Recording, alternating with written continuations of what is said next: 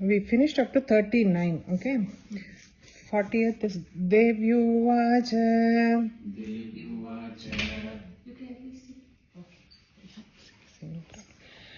Vaivasvatendare prapte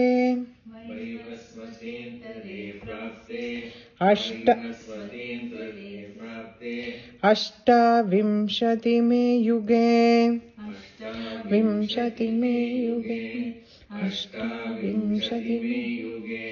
वैवस्वतेन्तरे प्राप्ते अष्टाविंशतिमे युगे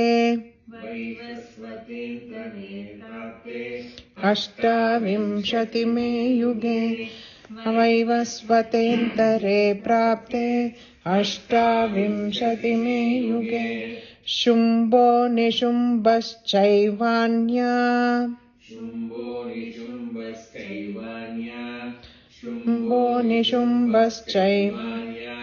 उत्पत्स्येते महासुरौ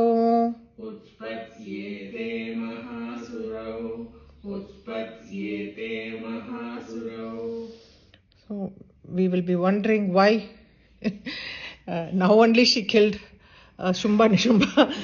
Why Utpatsya Mahasura? Where do they come? Again they are going to come. No, first we have to understand this. The script itself, this Grantham itself, it came in the second BC, second Manvantara, not even BC, second Manvantara. And when actually when in the 5th chapter Uttara Charitra, when he started Pura Shumba Nishumbabhyam Ashurabhyam Shachipate. So second Manvantara he is saying Pura, that it happened once upon a time when Shumba and Nishumba were there. So actually the timing they say is like, closer to Krishna's birth in the Dwapara Yuga. Shumba Nishumba, they came around the Krishna's birth, or just before it or around that time. So that is the reason, like it happened some time ago, long time ago.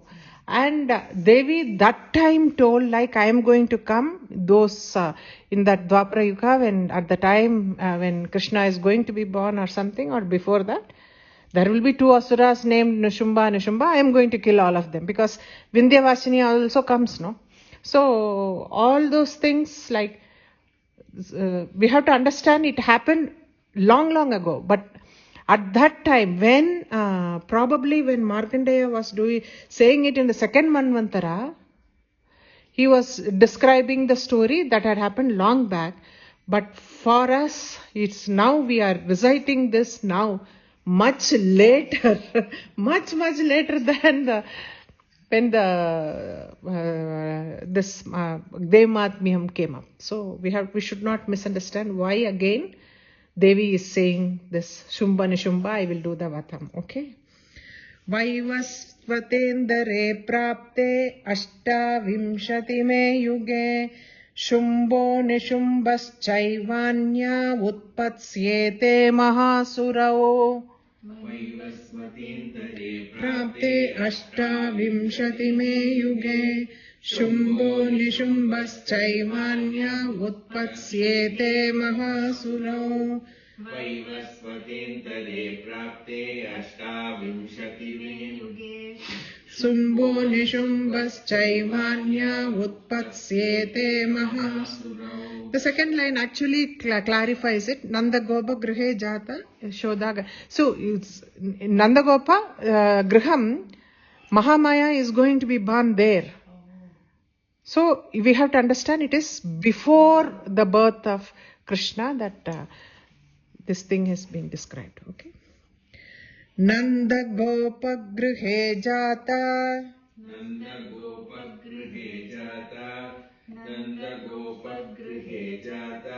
Yashoda Garbha Sambhava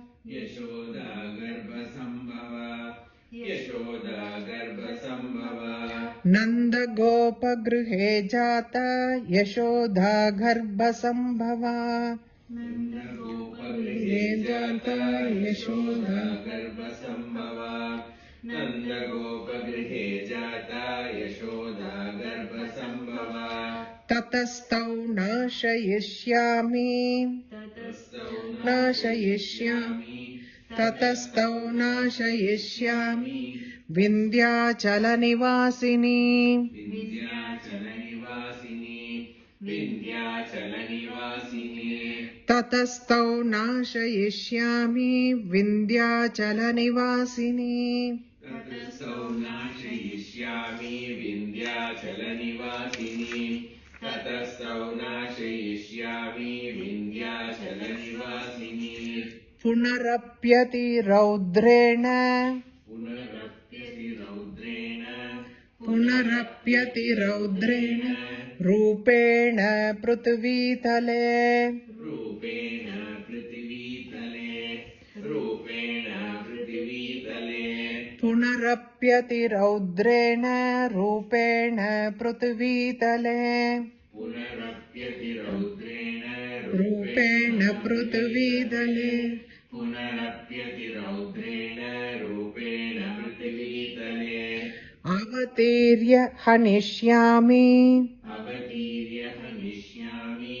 Avatirya Hanishyami. Vaiprachittam Studanavan. Vaiprachittam Studanavan. Vaiprachittam Studanavan. Studanavan. Avatirya Hanishyami. Vaiprachittam Sudanavan. Avatirya Hanishyami. Vaiprachittam Studanavan. Avatirya Hanishyami. Vaiprachittam Studanavan. Punarapyati Raudrena Rupena Prithvitale. Avatirya Hanishyami. Vaiprachittam Studanavan. Punarapyati Raudrena Rupena Prithvitale. Avatirya Hanishyami. Vaiprachittam Studanavan. Punarapyati Raudrena Rupena Prithvitale.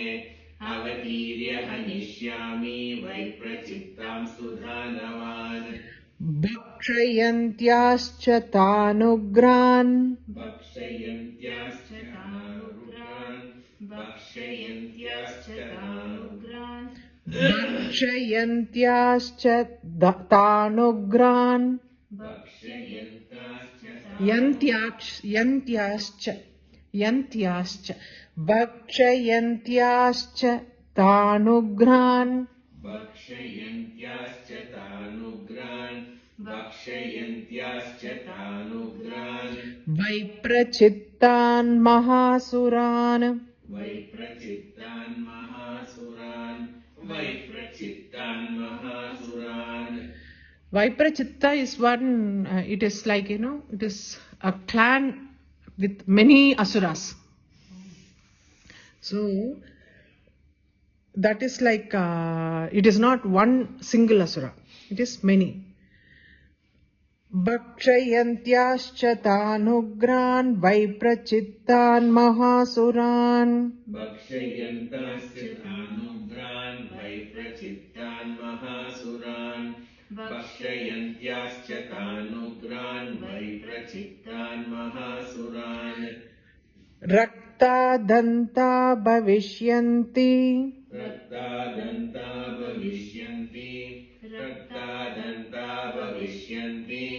So when she Bhakshayanta, means she devoured everybody, because of that her teeth and all became red with blood. Raktadanta, that is why she is called Raktadantika. She is called Raktadantika because her teeth and all, white teeth became red. So that is like Ghora Rupam, that is why Punarap Adhi Raudrena. The introduction itself, we know that it is a Ghora Rupam, and but Dhadimi Kusumopama. Raktadanda Bhavishyanti. रक्तदन्ता भविष्यन्ति रक्तदन्ता Oh, sorry. भविष्यन्ति Raktadanta bhavishyanti. रक्तदन्ता भविष्यन्ति रक्तदन्ता भविष्यन्ति Dadimi kusumopamaha. दाडिमी कुसुमोपमाः दाडिमी कुसुमोपमाः Raktadanta bhavishyanti. Dadimi kusumopamaha. रक्तदन्ता भविष्यन्ति दाडिमी कुसुमोपमाः रक्तदन्ता भविष्यन्ति दाडिमी कुसुमोपमाः भक्षयन्त्याश्च तानुग्रान् वैप्रचित्तान् महासुरान् रक्तादन्ता भविष्यन्ति दाडिमे कुसुमोपमाः भक्षयन्त्याश्च तानुग्रान् वैप्रचित्तान् महासुरान् रक्तादन्ता भविष्यन्ति दाडिमी कुसुमोपमाः भक्षयन्त्याश्च तानुग्रान् वैप्रचित्तान् महासुरान् रक्तादन्ता भविष्यन्ति दाडिमी कुसुमोपमाः ततो मां देवता स्वर्गे ततो मां देवता स्वर्गे ततो मां देवता स्वर्गे मर्त्यलोके च मानवाः मर्त्यलोके च मानवाः मर्त्यलोके च मानवाः ततो मां देवता स्वर्गे मर्त्यलोके च मानवाः ततो मां देवता स्वर्गे मर्त्यलोके च मानवाः ततो मां देवता स्वर्गे मर्त्यलोके च मानवाः स्तुवन्तो व्याहरिष्यन्ति स्तुवन्तो व्याहरिष्यन्ति स्तुवन्तो व्याहरिष्यन्ति सततं रक्तदन्तिकाम् सततं रक्तदन्तिकाम् सततं रक्तदन्तिकाम् स्तुवन्तो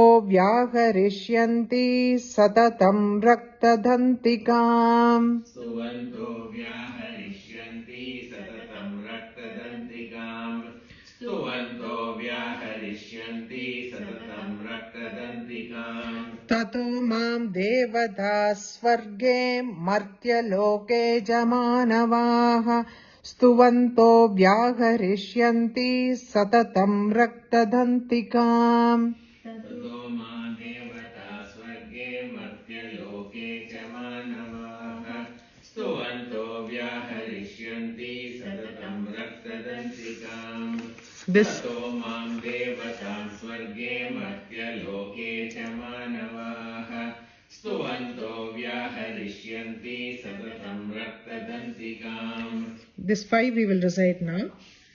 Devyuvacha Vaivasvatentare prapte Ashtavimshati me yuge Shimbho nishumbaschaivanya utpatyede mahasurau Nanda gopagruhe jata yashoda garbhasambhava ततस्तौ नाशयिष्यामि विन्ध्याचलनिवासिनी पुनरप्यति रौद्रेण रूपेण पृथिवीतले अवतीर्य हनिष्यामि वैप्रचित्तां सुदानवान् भक्षयन्त्याश्च तानुग्रान् वैप्रचित्तान् महासुरान् रक्तादन्ता भविष्यन्ति दाडिमी कुसुमोपमाः ततो मां देवता स्वर्गे मर्त्यलोके च मानवाः स्तुवन्तो व्याहरिष्यन्ति सततं रक्तदन्तिकाम्. Next 3 that is Shatakshidi, that is 1000 eyes. She is born Ayonija, like not in a womb. Okay, she was not born in a womb. She just came up with 1000 eyes. Okay, that one, and then Shakambari. and Durga. These three forms are mentioned as, she comes as three forms like that. But more or less, the three constitutes like the Shadashiti, that is, she is for the rains when there was drought. Shakambari, is earth which is vegetation. So because of the rain, the good vegetation is there. And Durga is someone who protects when the adversities come. These three are, though their names are given separately, these three are always considered as one form. One form takes three. Of course, if you say so, all the 7 forms that are mentioned here are all from one only. But these three are very closely interrelated. That is what they are saying. Because the numbering, what happens, this text came long, it's very old text. The Angas of Mahatmyam came, as we saw before, later in the 14th century or something. The Angas were added to this only after that. The Murti Rahasyam, Vaikruti Rahasyam, all these things were added much later, after 14th century. So that is the reason this text says 7 mothers, and Bhaskar Roy also in the Guptavati has mentioned the same enumeration has come 7 as this. These not the 7 mothers, not we saw before. These 7 aspects of Devi. So he has also numbered it as only as 7, but much later, probably these 3 aspects came from the tantric view of that. Maybe that must have been the reason why the Murti Rahasyam mentions it only as 5. Because they, as I said now, these 3 are interrelated. Shadashiti, Shakambari and Durga, 3 are interrelated. That is the reason when they counted, it all came under one name as Durga. Okay. But these are all the forms. Of course, all the forms mentioned here are the form of only one. They all emerge from only one. That is Chandika Mahalakshmi. But still, that enumeration, there is a difference in. But this is very old. This text is very old compared to Murti Rahasyam. That is the reason the Angas were those 3 Rahasyatrayam were not given so much importance like the Kavacham and Arghalam and Kilakam, which we recite. That also came much later. It is not, the text was only existing at the time when it started. The 13 chapters only existed. But these Angas were added much later. First, probably whatever we read prior to this, and the Rahasyatrayam, that is why they have not made it very compulsory to recite it. Because the Kavacham and everything is to only kind of a protection to you, and Uchchatana when it is wrong, those are all taken care of. Everything, like when we are reciting the entire thing, Uchchatana can go wrong somewhere. So that is when to allay all those fears that what if these things go wrong. So we take the protection before even we recite. But this Murti Rahasyam and all came much later, only around the 14th century it came, it seems. That is what. So the next three this thing is very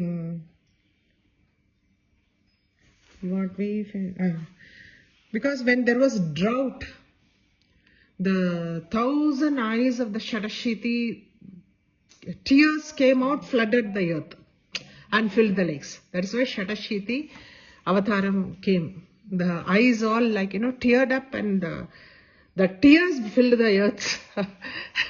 Tears from the Bhuyascha Shatavarshikya. Bhuyascha Shatavarshikya. Mana. Bhuyascha Shatavarshikya.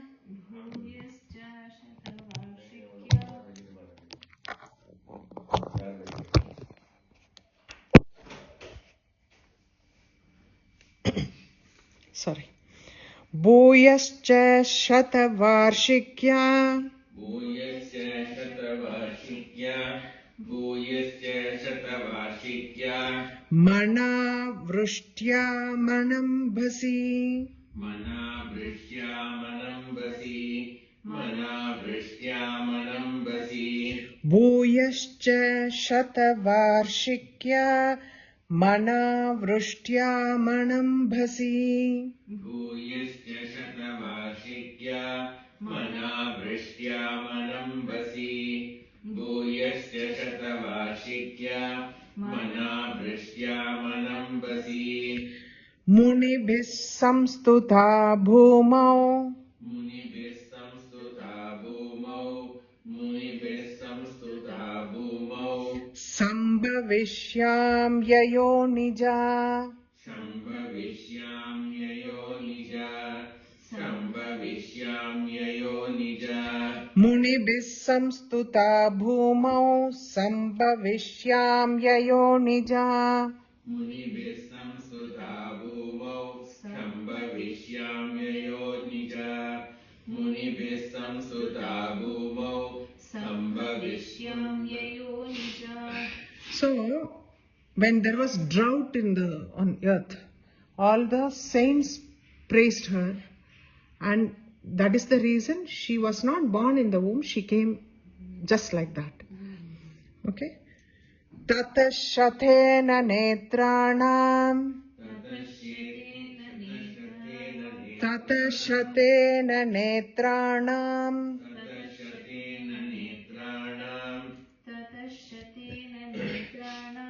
Nirikhishyami Yanmunim Nirikshishyami yanmunim Nirikshishyami yanmunim Tata Shatena Netranam Nirikhishyami Yanmunim Tadashyatena netranam Nirikshishyami yanmunin Tadashyatena netranam Nirikshishyami yanmunin Nirikhishyami Yanmunim Nirikshishyami yanmunin Nirikshishyami yanmunin Kirtayishyanti Manujaha Kirtayishyanti manujaha Kirtayishyanti manujaha Shatakshimiti Mam Tataha Shatashimiti mam tataha Shatashimiti mam tataha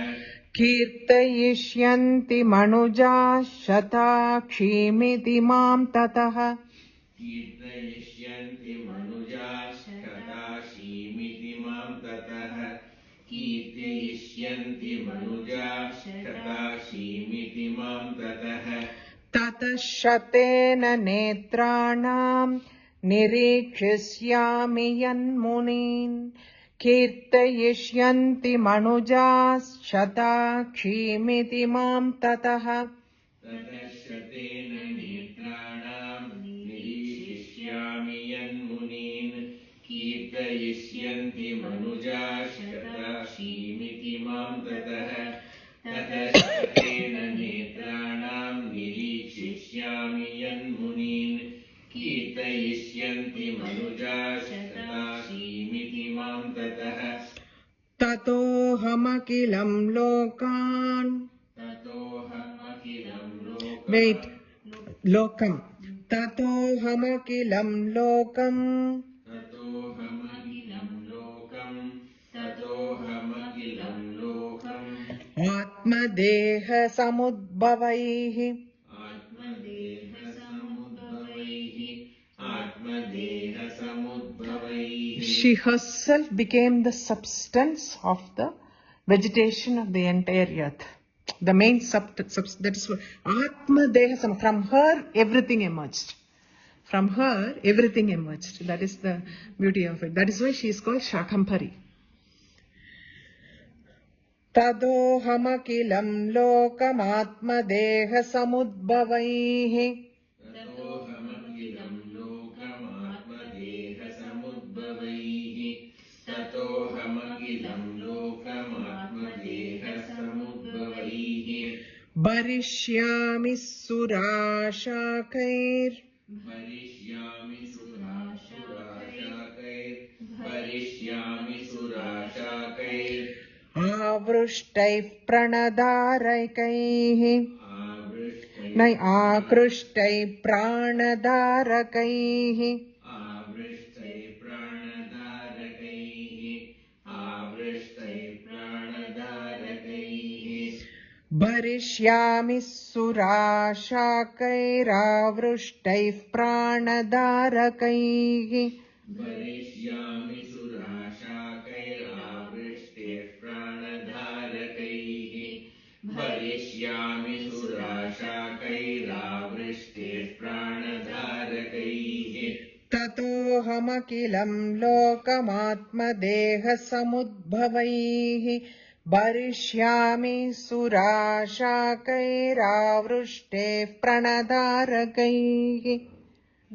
ततोऽहमखिलं लोकमात्मदेहसमुद्भवैः भरिष्यामि सुराशाकैरावृष्टेः प्राणधारकैः. ततोऽहमखिलं लोकमात्मदेहसमुद्भवैः भरिष्यामि सुराशाकैरावृष्टेः प्राणधारकैः. शाकम्भरीति विख्यातिम् शाकम्भरीति विख्यातिम्. शाकम्भरीति विख्यातिम्. तथा यास्याम्यहं भुवि. तदा यास्याम्यहं भुवि. तदा यास्याम्यहं भुवि. शाकम्भरीति विख्यातिम् तदा यास्याम्यहं भुवि. शाकम्भरीति विख्यातिम्. तदा यास्याम्यहं भुवि. शाकम्भरीति विख्यातिम्. तदा यास्याम्यहं भुवि. So that time the Shakambari is the one who kills Durgama. Durgama is the Asura's name. Shakambari is the one when that time when she emerged as the vegetation of this earth, the substance of the essence of this vegetation, she kills the Asura named Durgama. That is the reason she is called as Durga. Tatraiva cha vadishyami. Tatraiva cha vadishyami. Tatraiva cha vadishyami. Tatraiva cha vadishyami. Tatraiva cha vadishyami. Tatraiva cha vadishyami. Durgamakyam mahasuram. Durgamakyam mahasuram. Durgamakyam mahasuram. Tatraiva cha vadishyami. Durgamakyam mahasuram. Tatraiva cha vadishyami. Durgamakyam mahasuram. Tatraiva cha vadishyami. Durgamakyam mahasuram. Shakambariti vikyatim tada yasyamyaham bhuvi tatraiva cha vadishyami durgamakyam mahasuram. Shakambariti vikyatim tada yasyamyaham bhuvi tatraiva cha vadishyami durgamakyam mahasuram.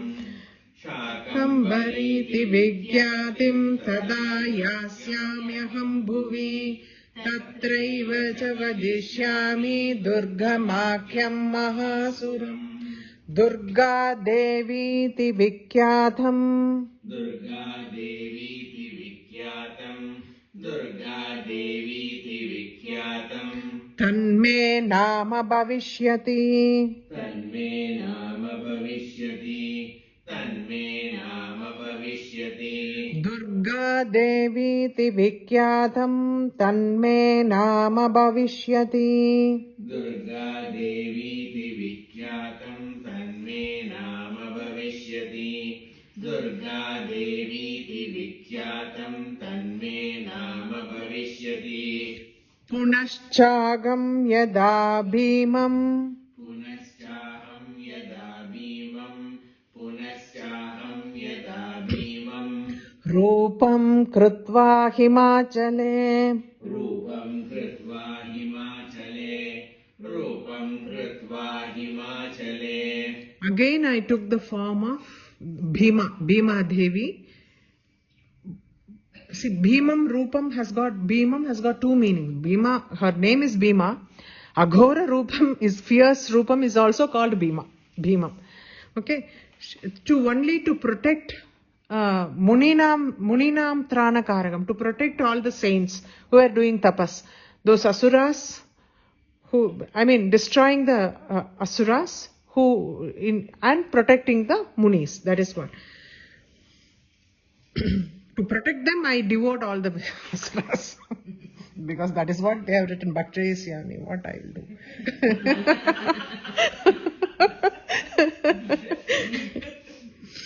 Durga Devi ti Vikyatam Tanme Nama Bhavishyati Punaschaham Yada Bhimam Rupam Krutva Himachale.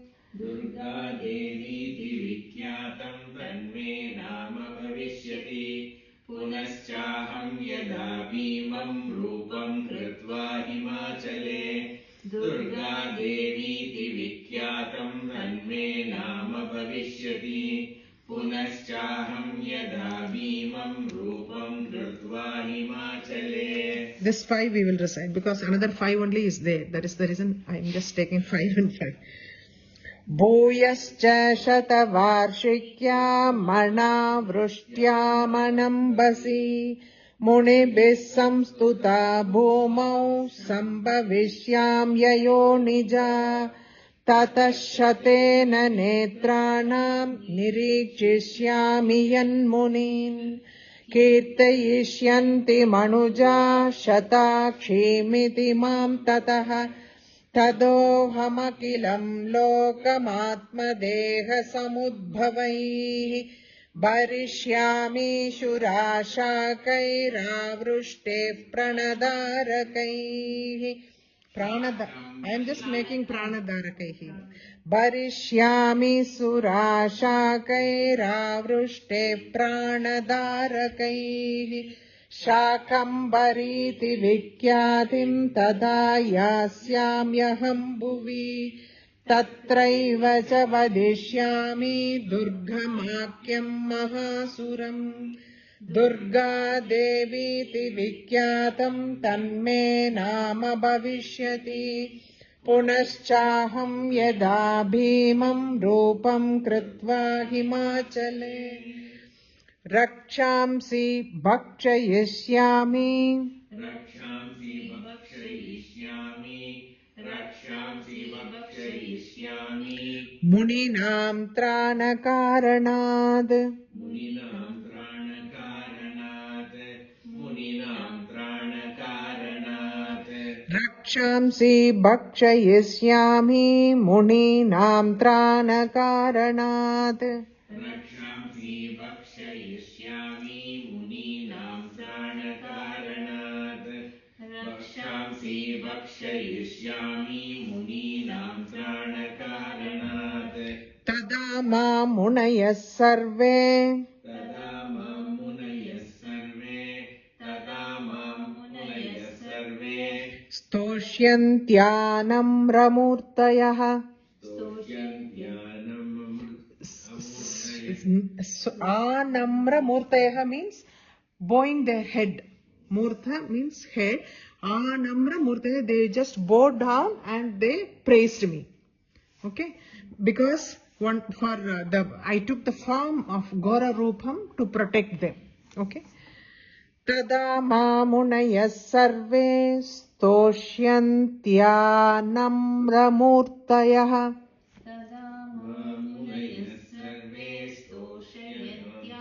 Stoshyantyā. Stoshyantyānamra murtayah. Anamra murtayah. So they are going down to and stoshyanti. Stoshyantyānamra murtayah. Tada mamunayas sarve stoshyantyānamra murtayah. Tada Munayas. sarve stoshyantyānamra murtayah Very good.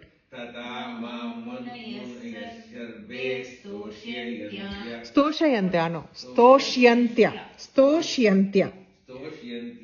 नम्रमूर्तयः रक्षांसि भक्षयिष्यामि मुनीनां त्राणकारणात् तदा मामुनयः सर्वे स्तोष्यन्त्या नम्रमूर्तयः रक्षांसि भक्षयिष्यामि मुनीनां त्राणकारणात् तदा मां मुनयः सर्वे स्तोष्यन्त्या नम्रमूर्तयः रक्षांसि भक्षयिष्यामि मुनीनां त्राणकारणात् तदा मां मुनयः सर्वे स्तोष्यन्त्या नम्रमूर्तयः. So when she came as Bhima Devi, she killed the Rakshasa named as Aruna. That is what Aruna. That is what next line we will know it. Okay, because he was actually Mahabhadam Karishyati. He was doing like all adharmic things to all the three lokas, Trailokya. Bhima Devi ti Vikyatam. Bhima Devi ti Vikyatam. Bhima Devi ti Vikyatam. Tanme Nama Bhavishyati. Tanme Nama Bhavishyati. Tanme Nama Bhavishyati. I think it is in for the next line only Aruna has come. Bhima only for protecting the Munis. The next one she's come as Brahmari. So that is what when the Asura Aruna came, she came as Brahmari and she killed. Brahmari in the sense Brahmara, it is like honeybees. Bees are called Brahmara Rupam. Shadbhadam, they have mentioned a Shadbhadam. It has come in Saundralahari also, no? Shadbhadam.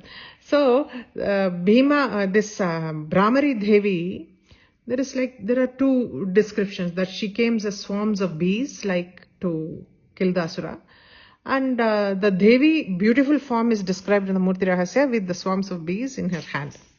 I will explain it on Thursday when it's done. Okay. Bhima Devi ti Vikyatam Tanme Nama Bhavishyati. Bhima Devi ti Vikyatam Tanme Nama Bhavishyati. Bhima Devi ti Vikyatam Tanme Nama Bhavishyati. Yadarunakyastrailokye. Yadarunakyastrailokye. Mahabadham karishyati. Mahabadham karishyati. Mahabadham karishyati. Yadarunakyastrailokye Mahabadham karishyati. Yadarunakyastrailokye Mahabadham karishyati. Yadarunakyastrailokye Mahabadham karishyati. Bhima Devi ti Vikyatam Tanme Nama Bhavishyati. Yadarunakyastrailokye Mahabadham karishyati. Bhima Devi ti Vikyatam Tanme Nama Bhavishyati. Yadarunakyastrailokye Mahabadham karishyati. Bhima Devi ti Vikyatam Tanme Nama Bhavishyati. Yadarunakyastrailokye Mahabadham karishyati. Tadaham Brahmaram Rupam. Tadaham Brahmaram Rupam. Tadaham Brahmaram Rupam. Not one bee. Asankye, innumerable, countless. Okay? Asankyeya Shatpadam. Krutva Sankyeya Shatpadam. Krutva Sankyeya Shatpadam. Krutva Sankyeya Shatpadam. Sankyeya. Okay, not Sankyeya. Sankyeya. Okay. Tadaham Brahmaram Rupam Krutva Sankyeya Shatpadam. Tadaham Brahmaram Rupam Krutva कृत्वा सङ्ख्येय षट्पदम् तदाहं भ्रामरं रूपं कृत्वा सङ्ख्येय षट्पदम् त्रैलोक्यस्य हितार्थाय त्रैलोक्यस्य हितार्थाय वदिष्यामि महासुरम्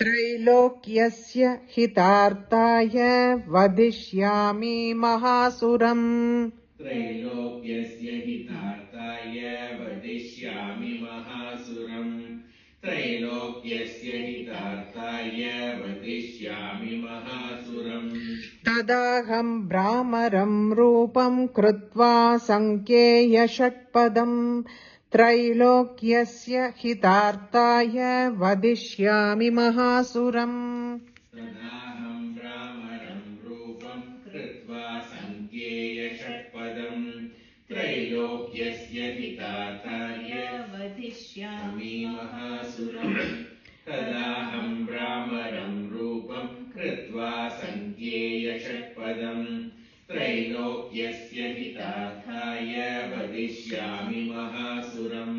That is why she is called by everybody as Brahmari. The next line says that Brahmariti cha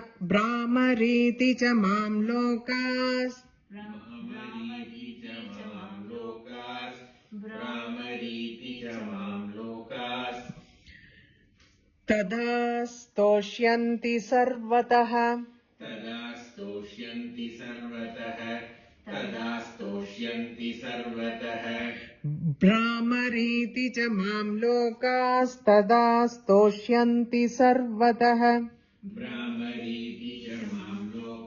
tada stoshyanti sarvatah Brahmariti cha mam lokas tada stoshyanti sarvatah. The last two lines is always repeated twice. Ittam yada yada bada danavatta bhavishyati tada tada vadiryaham karishyami samshay. It's like yada yada dharmasya. The same thing has been said in the same way. Yada yada hi dharmasya hlanir bhavati bharata sambhav. What is that?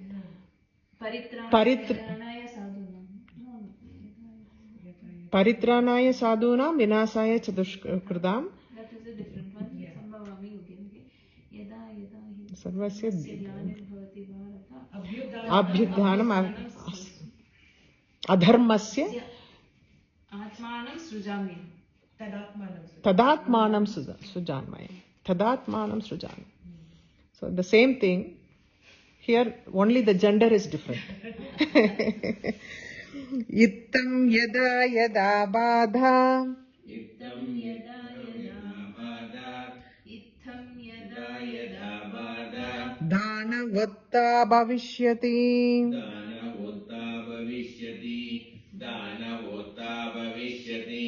Ittam yada yada bada danavotta bhavishyati Ittam yada yada bada danavotta bhavishyati Ittam yada yada bada danavotta bhavishyati tada tada vatiryaham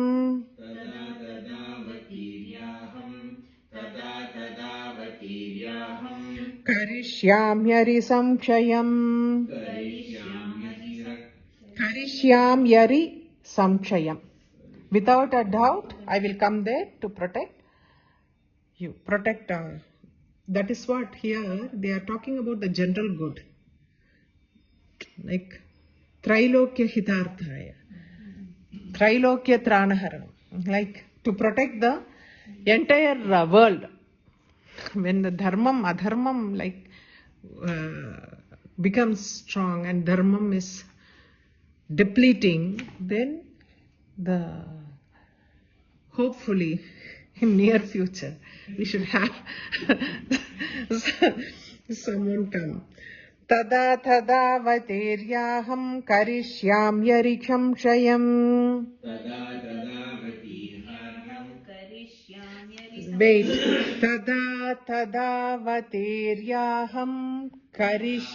Okay, say it. तदा तदावतीर्याहम् तदा तदावतीर्याहम् तदा तदावतीर्याहम् करिष्याम्यरि संक्षयम् करिष्याम्यरि संशयम् करिष्याम्यरि संशयम् तदा तदावतीर्याहम् करिष्याम्यरि संक्षयम् तदा तदावतीर्याहम् करिष्याम्यरि संशयम् तदा तदावतीर्याहम् करिष्याम्यरि संशयम् इत्थं यदा यदा बाधा दानवोत्था भविष्यति तदा तदावतीर्याहम् करिष्याम्यरि संक्षयम् इत्थं यदा यदा बाधा दानवोत्था भविष्यति तदा तदावतीर्याहम् करिष्याम्यरि संशयम्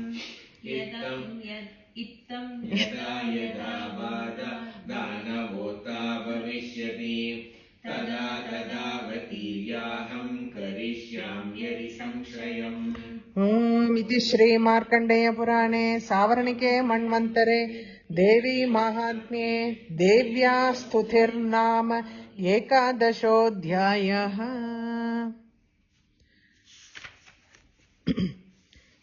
We will recite from where we stopped. 51.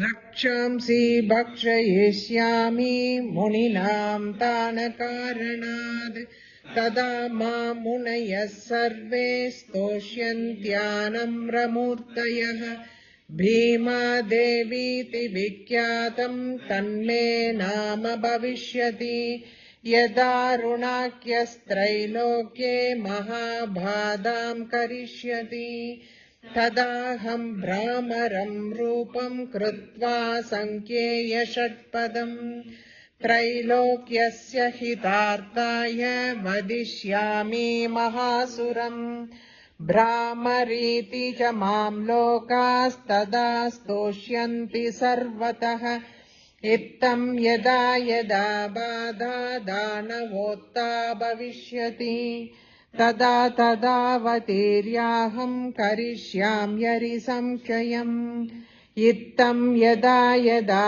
बाधा दानवोत्था भविष्यति तदा तदावतीर्याहम् करिष्याम्यरि संशयम्। ओम इति श्री मार्कण्डेय पुराणे सावर्णिके मन्वन्तरे देवी माहात्म्ये देव्या स्तुतिर्नाम एकादशोऽध्यायः। Once we will recite whatever we learned today and finish it off, okay? Yeah. देव्युवाच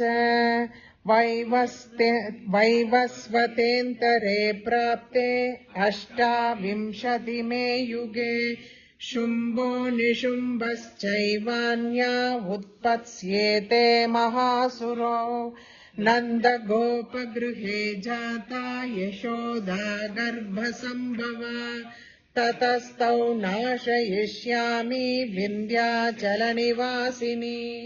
पुनरप्यतिरौद्रेण रूपेण पृथिवीतले अवतीर्य हनिष्यामि वैप्रचित्तां सुदानवान् भक्षयन्त्याश्च तानुग्रान् वैप्रचित्तान् महासुरान् रक्तादन्दा भविष्यन्ति दाडिमी कुसुमोपमाः ततो मां देवता स्वर्गे मर्त्यलोके च मानवाः स्तुवन्तो व्याकरिष्यन्ति सततं रक्तदन्तिकाम् भूयश्च सदवार्षिक्या मनोवृष्ट्या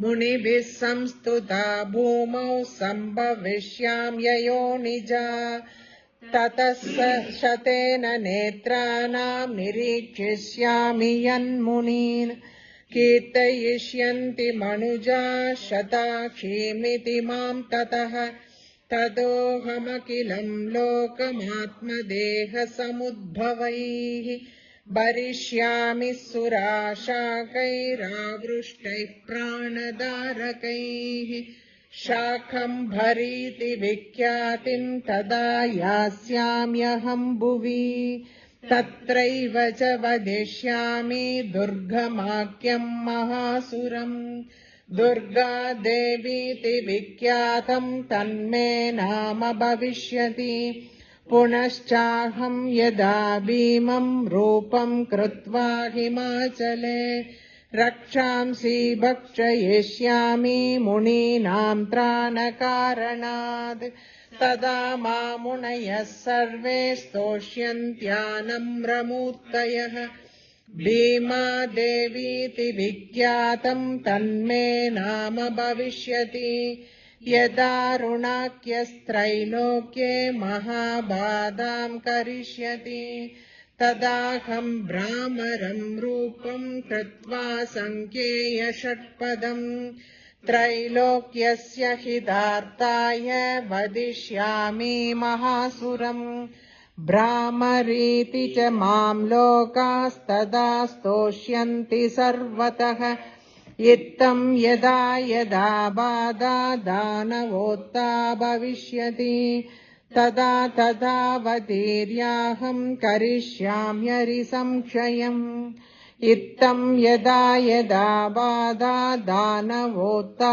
भविष्यति तदा तदावतीर्याहम् करिष्याम्यरिसंशयम् ओम् इति श्रीमार्कण्डेय पुराणे सावर्णिके मन्वन्तरे देवी माहात्म्ये देव्या स्तुतिर्नाम 11 अध्यायः।